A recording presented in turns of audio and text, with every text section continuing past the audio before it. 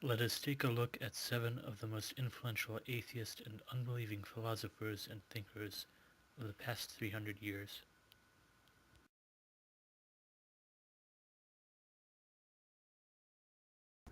Voltaire was an outspoken critic of Christianity. In a letter to Frederick II, King of Prussia, he wrote, "Christianity is the most absurd and the most bloody religion which ever infected this world. Your Majesty will do the human race an eternal service by extirpating this infamous superstition. My one regret in dying is that I cannot aid you in this noble enterprise." On his deathbed, Voltaire was said to have had visions of demons and to have felt the flames of hell engulf him. His nurse said, "I wouldn't want to see another unbeliever die." All night long he cried for forgiveness. Voltaire's contemporary, the skeptical and empiricist philosopher David Hume, also met a similar fate. On his deathbed he cried aloud, "I'm in flames."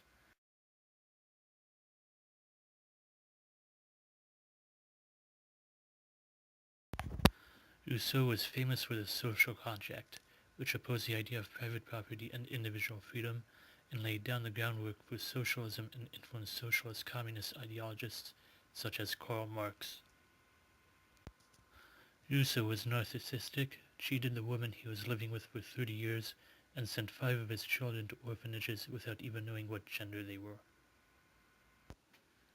Rousseau was known to urinate in public.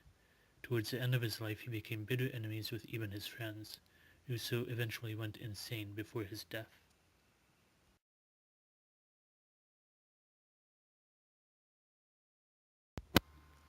Marx wrote in 1865 in The Jewish Question that the workers of the world must unite to eliminate the canker of the Jewish people. He also considered Slavic people to be ethnic trash. Marx was known for his continuous bad temper. He starved 3 of his children to death. 2 of them committed suicide. Marx was known to write poems to Satan. Marx dedicated his book Capital to another apostate thinker, Charles Darwin. Marx was the father of communism, which was built on class envy and which led to the death of around 100 million people. Societal evolution leading to utopia was the ultimate goal of communism.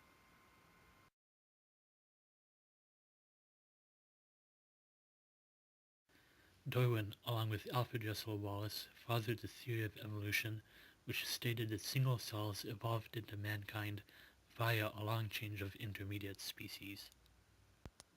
Evolutionary theory gave rise to racist theory.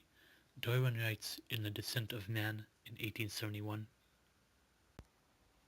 "At some future period, not very distant as measured by centuries, the civilized races of man will almost certainly exterminate and replace the savage races throughout the world."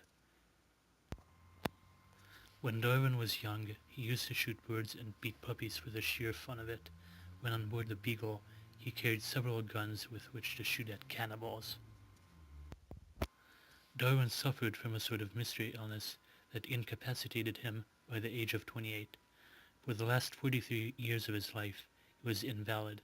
Furthermore, he suffered from depression, agoraphobia, insomnia, vision alterations, hallucinations, malaise, vertigo, shaking, tachycardia, fainting spells, shortness of breath, trembling, nausea, vomiting, dizziness, muscle twitches, spasms, tremors, cramps and colics, bloating, nocturnal flatulence, headaches, nervous exhaustion, dyspnea, skin blisters, tinnitus, sensations of loss of consciousness, and impending death.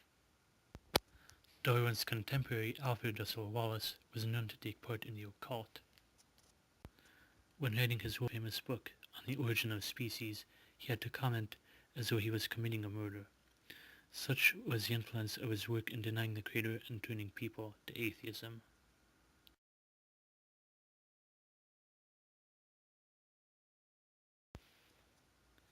According to Nietzsche, higher culture was developed when men of prey who were still in position of unbroken strength of will and list for power hurled themselves upon weak, more civilized, more peaceful races.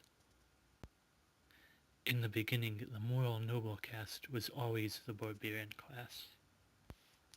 The old God is abolished. I'm the most terrible opponent of Christianity, he said. He even identified himself with the Antichrist in a book with the same name in 1888. Though Nietzsche was admired by Freud and held to be the father of modern psychology, he was certifiably insane for the last 11 years of his life. I am dead because I'm stupid. I'm stupid because I'm dead, he said.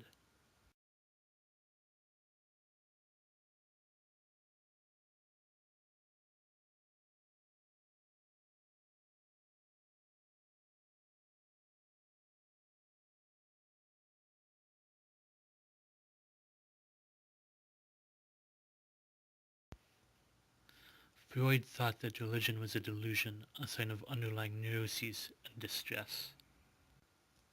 According to the researcher Witz, Freud, the father of psychoanalysis, was constantly preoccupied with thoughts of Satan, the Antichrist, and damnation.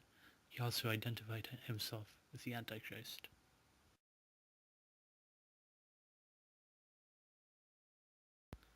Sartre was one of the biggest existentialist philosophers in the 20th century. A complete atheist, he turned the individual into his own god. According to Sartre, man must create and define himself instead of God. Man cannot be God if others are competing with him for godhood, says Sartre. From this it logically flows that everything is possible if God does not exist. According to Sartre, hell is other people. Consistent with this ideology, Sartre espoused necessary violence in the introduction to the book Les Dames de la Terre, and also the killing of Europeans by Africans. At the end of his life, he became a communist. For 40 years, he was an alcoholic, a drug addict, and a serial fornicator. Some of his biographers stated that he wrote his best works while in a drunken stupor.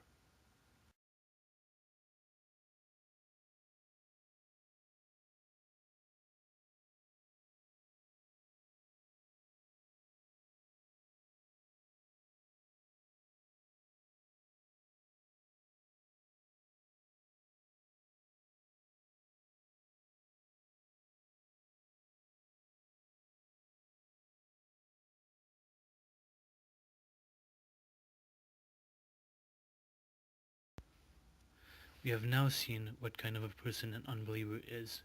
Let us now turn to the question of where atheist philosophy leads you.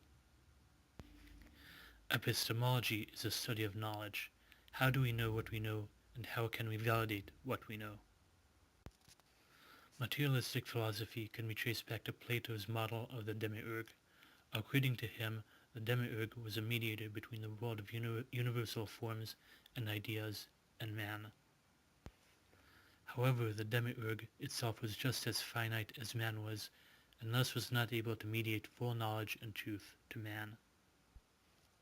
Since atheism denies absolute truth, it can be only relativist at best. Its statement that there is no truth is a logical fallacy. According to atheism, man is the standard and the one who defines truth. The French philosopher René Descartes was famous for the following words, cogito ergo sum, I think, therefore I am. Descartes' method of finding truth was rooted in doubting everything so that you can be sure of what is solid truth. This was Descartes' epistemology as outlined in his discourse on the method. Descartes took this method of doubt to its utter conclusion.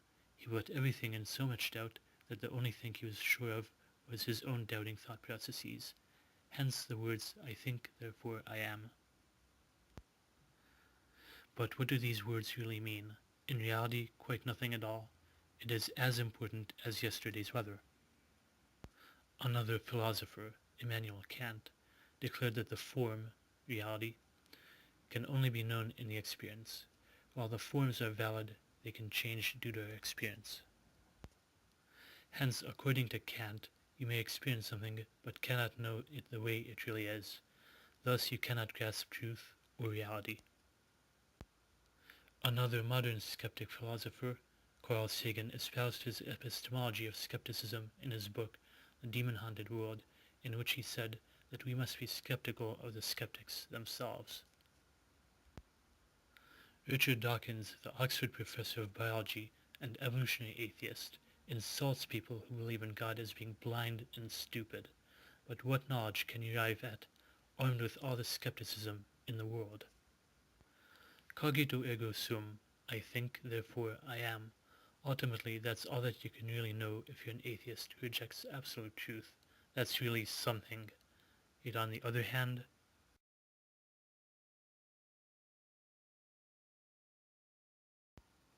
think about it. If men are the final standards of truth, the best that they can do is contradict one another in a million ways. Atheism is a relativistic failure and a messy epistemological nightmare. Man cannot define truth and reality because man is finite and subjective. We can only know truth at all if there exists a one who is infinite and who created reality. Only this one being can be objective at any rate. Thus, the true mediator between absolute truth, God, and man is Jesus Christ, God in the flesh. In the beginning was a Word, and the Word was with God, and the Word was God. The same was in the beginning with God. And the Word was made flesh, and dwelt among us, and we beheld his glory, the glory as of the only begotten one of the Father, full of grace and truth.